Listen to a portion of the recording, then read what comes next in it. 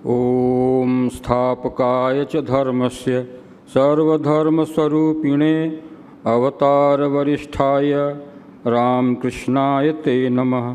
यथाग्ने दाहिका शक्ति रामकृष्णे स्थिता हि या सर्वविद्यां स्वरूपां तां शारदां प्रणमाम्यहम्।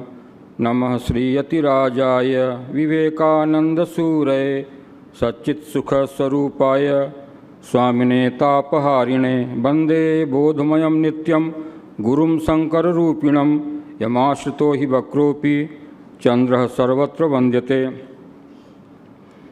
मैं उत्तर प्रदेश से आया हूँ, जहाँ की प्रसिद्ध नगरी अयोध्या में श्री राम आज भी निवास करते हैं, जहाँ के वृंदावन में आज भी श्री कृष्ण की रासलीला जारी है और आज भी मानो वो गोपियों के साथ और ग्वालवालों के साथ नृत्य करते हैं। आज भी वहाँ की विश्वविख्यात नगरी काशी में मानो शिव का तांडव जारी है और वह तारक मंत्र दे करके अनेक असंख्य मनुष्यों को ही नहीं जीवों को भी मुक्ति धाम पहुँचा रहे हैं। और ये सारे जो बातें हैं, यह बातें काल्पनिक नहीं हैं, यह श्री रामकृष्ण देव के अनुभव में आई हैं। श्री रामकृष्ण देव देखते हैं कि वृंदावन में कि गोधूली का वक्त है और गोचारण करती हुई जो गायें हैं और ग्वालवालों के साथ श्री कृष्ण यमुना को पार कर रहे हैं, और देखते हैं कि महाधिदेव शिव तारक मंत्र दे करके जीवों का उद्धार कर रहे हैं, अपनी आँखों से देखते हैं, और रामलला के साथ दक्षिणेश्वर में क्रीड़ा करते हैं। तो जिस भाव सम्मेलन की बात हम बाद के वर्षों में करते हैं, वह मानव भाव सम्मेलन तभी शुरू हुआ जब श्री रामकृष्ण देव श्री राम के साथ, श्री कृष्ण के साथ, शिव के साथ उनका मिलन होता है। जब वो देखते हैं कि त्रैलंग स्वामी जो जागृत विश्वनाथ माने जाते हैं, उनके साथ उनका मौन संवाद होता है, तो ये संवाद मानो आगामी भाव प्रचार की भित्ति रखता है। लेकिन ये थोड़ा दुर्भाग्य की बात है कि मैं जिस प्रदेश से आता हूँ, उत्तर प्रदेश, वहाँ की भूमि भाव प्रचार के लिए अभी उतनी उर्वर नहीं हो पाई है। और इसका कारण हम देख सकते हैं कि आज हमारे हिंदी सेशन में जो वक्तृताएँ रखी गईं, उसमें से एक भी वक्ता उत्तर प्रदेश का नहीं था, एक भी वक्ता नहीं था। शायद आयोजक भी मान बैठे हैं कि उत्तर प्रदेश अभी बहुत दूर की बात है, और हम लोग ये महसूस करते हैं, ऐसा लगता है कि जब उत्तर प्रदेश में भाव का प्रचार पूर्ण रूप से हो जाएगा तो श्री रामकृष्ण देव का भाव वस्तुतः विश्वव्यापी हो जाएगा।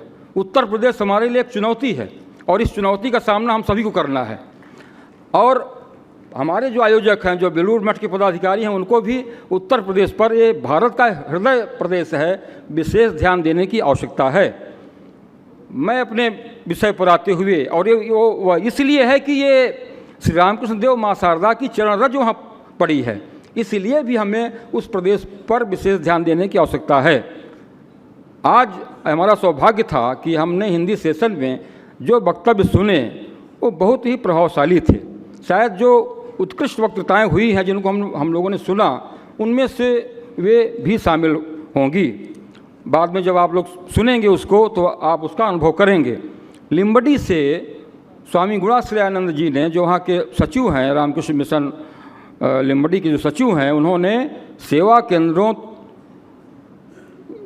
तथा आश्रमों के रखरखाव में संयोजक और सह संयोजकों की भूमिका, ये विषय रखा। रामकृष्ण मिशन इंदौर के सचिव स्वामी निर्विकारानंद जी ने सेवा केंद्रों के पदाधिकारियों को रामकृष्ण विवेकानंद साहित्य का पर्याप्त ज्ञान कैसे हो, इस विषय पर अपना विचार रखा। रामकृष्ण मिशन भोपाल के सचिव स्वामी नित्य ज्ञानानंद जी ने स्कूलों कॉलेजों तक प्रभावी ढंग से कैसे पहुंचा जाए, इस विषय पर अपने विचार रखे।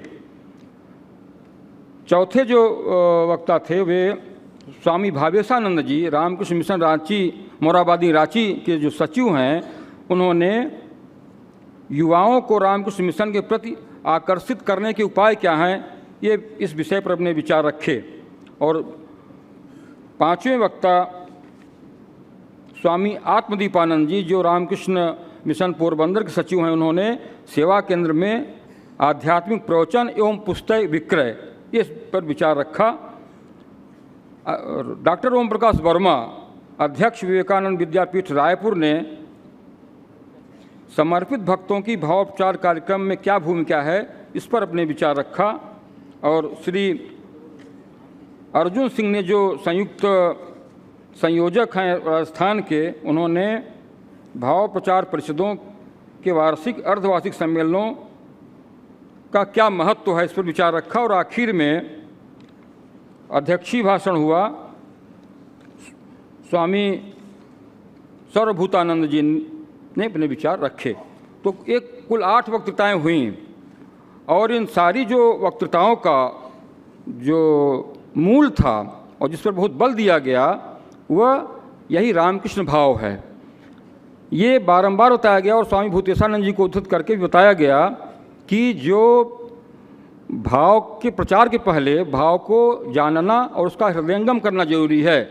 बिना हृदयंगम किए जो भी आप बात बताएंगे वो बातें शायद आधी अधूरी होंगी। आधी अधूरी बात बताने का कोई प्रयोजन नहीं है।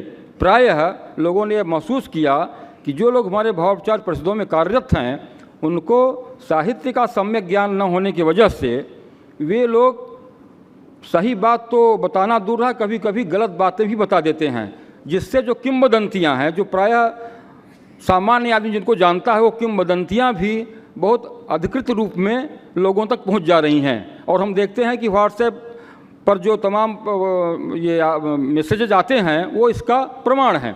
तो हमें जो अधिकृत है, जो हमारे साहित्य द्वारा जो पोषित है, जो प्रमाणित है, ऐसी ही सामग्री हमें देना चाहिए। हम लोगों ने हमारे जो उत्तर प्रदेश उत्तराखंड रामकृष्ण विवेकानंद भावोपचार परिषद है उसके द्वारा इस साहित्य को कैसे सम्यक तरीके से लोगों तक पहुंचाया जाए, हम लोगों ने इस मनुष्य का ईश्वरत्व, उपलब्धि और अभिव्यक्ति इस पुस्तिका को हम लोगों ने निर्मित किया इसी उद्देश्य से कि जो साहित्य हो वह सिंपल शब्दों में और संक्षेप में ठाकुर माँ स्वामी जी और उनके भाव के प्रति इसको संप्रेषण इसका किया जा सके।